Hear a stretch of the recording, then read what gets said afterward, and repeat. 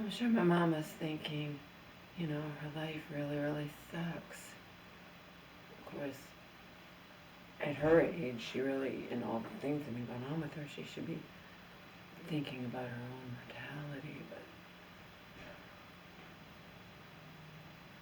But few realize, her or anyone else, is my life has hardly been a walk in the park. I've been in survival mode now for several weeks.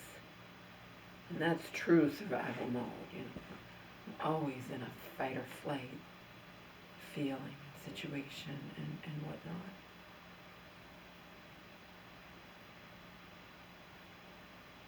But between watching intently over and over again White Lotus, because I was able to and I had nothing else to do, because again, in and out of hotels, you're not getting any of this crap. You haven't been getting any of it. You're not getting, like, it's not,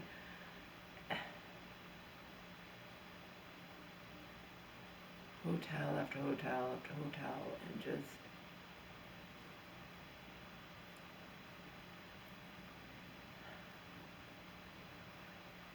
it's not easy. I don't know how I survived.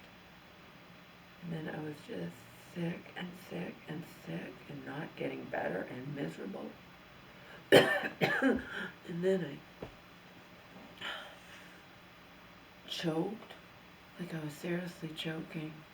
Over a week ago, I was choking in a different hotel, choking, and even was going to run out and get help, because I heard before I saw her that you don't die immediately. Like, people shouldn't panic when they choke. It's not guaranteed to be the end unless you can't find someone to save you.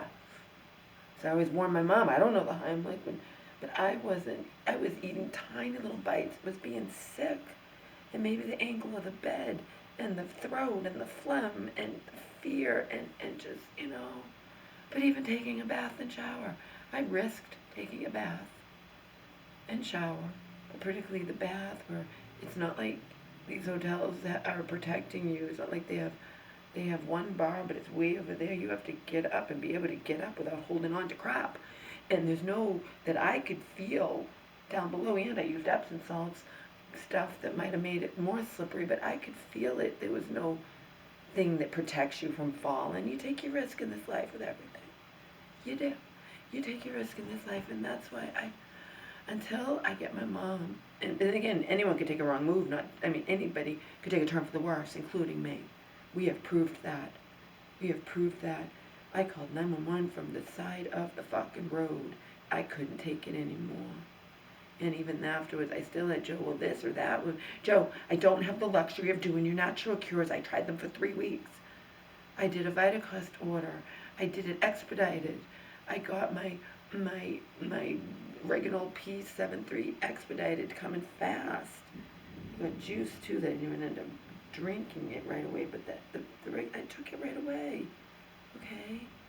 I did whatever. It didn't work. You know what worked? The fucking good bacteria, gut destroying antibiotics, amoxicillin. That worked. It started working immediately. I'm done with it now. But it just, it's too much. It's too much. I don't know how I even survived it.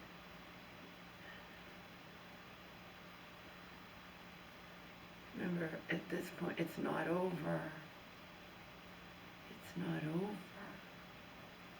To wait a long time. Please, okay. It's not over. It's not even remotely over. It's still living fucking hell, but anything could happen, anything could happen.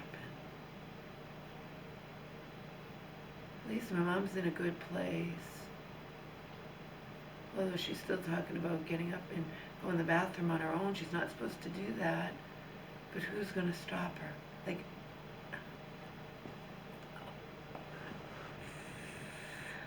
they put me on they told me to get them over-the-counter lidocaine patches, which is actually Salon Paws, I found out, but you can buy store brand. I didn't wind up wanting to use them.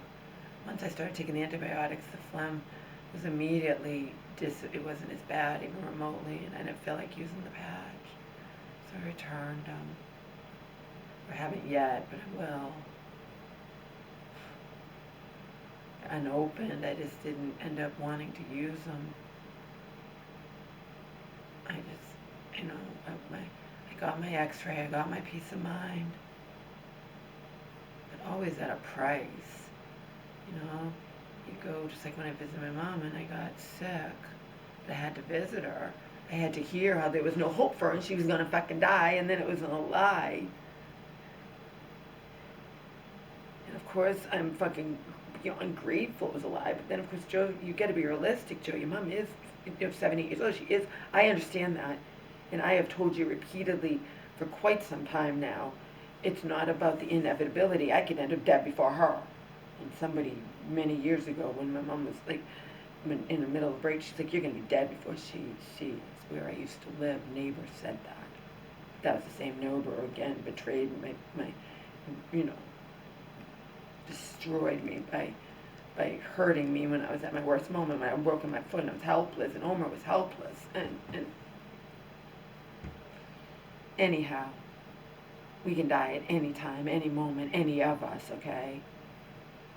I don't want to be alone. I have these church people from my mom's church helping me, and they've been my saviors. I wouldn't have been able to do it. Would not have been able to do it. There's no doubt in my mind. There's zero doubt. It wouldn't have happened. I would have been hospitalized, and still would have had to be out of the house, and would involve court or whatever. I don't know how that works.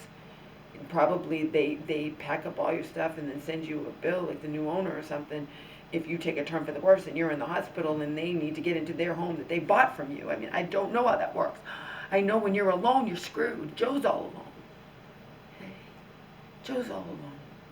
He loves his house, but being all alone sucks, and it's one of the reasons he would still want to buy a house and be with me and my mother.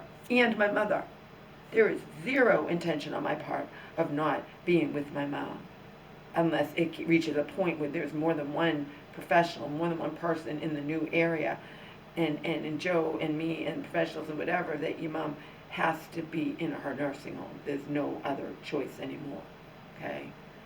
But I'm not just going to throw her in there any more than I was just going to go along with the hospital. You must have been in and out of these emergencies. These were weird things that happened.